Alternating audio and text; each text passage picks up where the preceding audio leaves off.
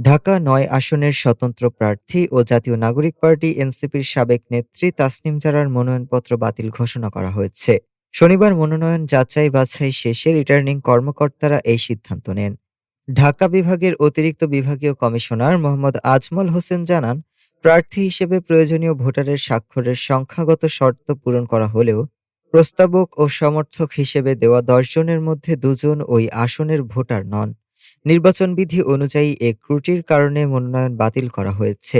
তবে সিদ্ধান্তের বিরুদ্ধে আপিলের সুযোগ রয়েছে। এর আগে এনসিপির জ্যেষ্ঠ যুগ্ম সদস্য সচিব হিসেবে দায়িত্ব পালন করা তাসনিম জারা দলটির নির্বাচনী জোট গঠন করা নিয়ে বিতর্কের মধ্যে পদত্যাগ করেন। পরে তিনি ঢাকা-৯ আসন থেকে স্বতন্ত্র প্রার্থী হিসেবে মনোনয়নপত্র জমা দেন। হলফনামা অনুযায়ী ৩১ বছর বয়সী তাসনিম জারা পেশায় চিকিৎসক, শিক্ষক ও উদ্যোক্তা। তার বার্ষিক আয় ৭,১৩,০০০ টাকা। বিদেশ থেকে তার অতিরিক্ত আয় রয়েছে। অস্থাবর সম্পদের মূল্য প্রায় ২২ লাখ টাকা। স্থাবর সম্পদ নেই।